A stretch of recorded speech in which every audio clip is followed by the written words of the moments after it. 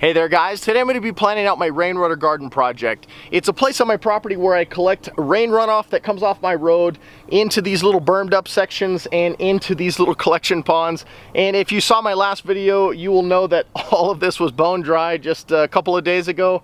But we had an unbelievable rain last night. All of this filled up in the first like third of an inch or half of an inch of rain, and we actually had 4 or 5 inches throughout the night. So unfortunately I couldn't collect the rest of that. But basically I always wait until the first rain and then I plant it out with some squash and corn and different things like that. But the thing I'm going to do different this year is I'm going to add fruit trees to the project, probably in that little bermed up section, and then I will maybe add some on the perimeters just to give it a more perennial stature so that it can be more of a food producing area. So I'm going to take you on a little field trip to my local nursery to pick up the trees. I talked to them and they said it was okay if I took some shots or clips while we're there. It's a really cool place. They've got like farm animals and all sorts of different ideas. So let's go to the nursery and then we'll plant these trees and the rest of this. So today I was really on a mission to find some fruit trees for the Rainwater Garden Project. I was looking for some like peaches or apricots, and maybe a fig or two, but this nursery is so cool that it was just an opportunity for me to take the family along, and my daughter really loves this place because there's so many cool things for kids to do. Oh, he already has his arms out for me. So one of the really cool things about this nursery is it's not just plants. They have chickens and ducks, rabbits. I think they've got some tortoises and some goats, and that's what my daughter really likes to do, is go feed the goats. So I'm gonna go do that right now. Good boy.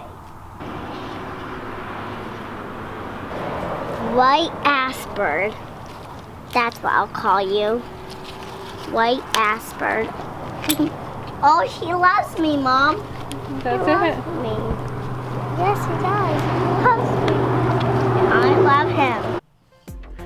In addition to all of the normal nursery things like plants and pots and accessories for your garden, they also have another really cool thing that my daughter loves, and that is fairy garden accessories. This is actually a picture of the owner when she was a little girl, but inside here is pretty much every fairy accessory that you could ever imagine, and my daughter just loves them. See? What's your favorite house? This one and the flower one. Nice. Save the day of all the joys. So I got all my trees back safely, and now it is time to get them in the ground. Luckily this area has the softest soils out of anywhere on my property. Most of my property is pretty much just granite and rock, but this is pretty easy digging. So I usually just dig a hole roughly twice the size of the container that the tree is in and just plop it in there. I don't do any special amendments. I just figure if the tree's healthy enough to make it, it's gonna make it. You might notice that I'm going to be planting some of these trees in very close proximity to one another, and that is actually by design. It's a technique I learned years ago from the Dave Wilson Nursery channel, and something that I've used in my main garden with those fruit trees. But essentially it's just planting trees in close proximity or even in the same hole, pruning them aggressively, and then allowing them to kind of grow together as a bunch. They benefit from each other's shade, as well as when you water, they can all benefit from that same watering versus when trees are spaced out in a more traditional sense. And obviously in this desert environment, I'm wanting to have that water utilized as effectively as possible. If you're wondering why I didn't show the planting of all the rest of these bigger trees, it's quite simply just because they were bigger holes, took a longer time, and I didn't want to show you me getting manhandled by some potted plants.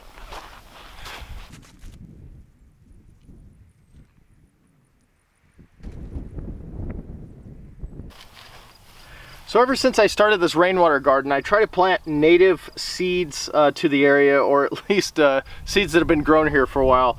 These are Terra humera squash seeds, and they're all seeds that I just save every year from some of the nicer looking plants, and we just plant them during the first rain, and in a couple of months we usually have some pretty good sized squash and they just taste like regular squash.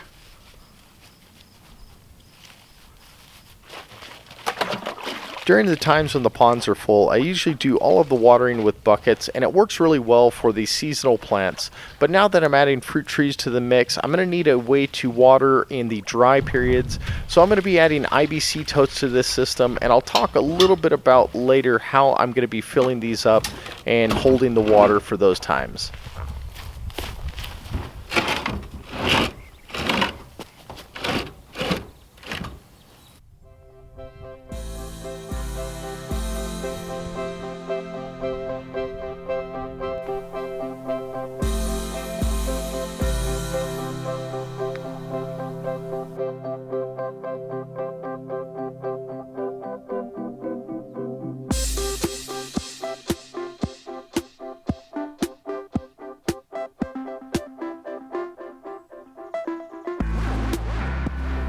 Okay, so it's all planted out now. Let me talk about the trees that I planted, why I put them in the locations that you see them in, or at least my thinking of what I'm hoping to gain from putting them there. And then I'll talk about the IBC totes if I didn't already talk about them, and then maybe some of the goals that I'm hoping to do with this whole project. Those IBC totes and that one across the road. First, the IBC totes. Why do I have these totes here when I already have the ponds and everything in those locations?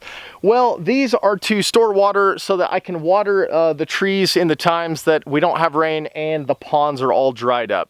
I do plan on using the ponds for the monsoon season and for the month or two after because they will stay full for quite a while.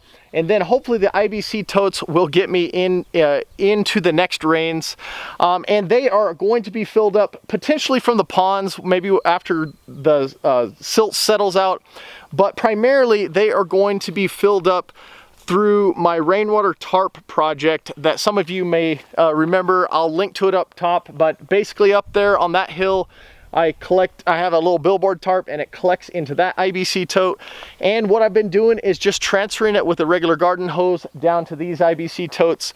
And then later in the winter, I have another project that's behind the camera right now. I can't really show right now, but I'm gonna make a little rain roof like I mentioned in a couple videos back, like Derek and Hannah have at Life Inside a Box.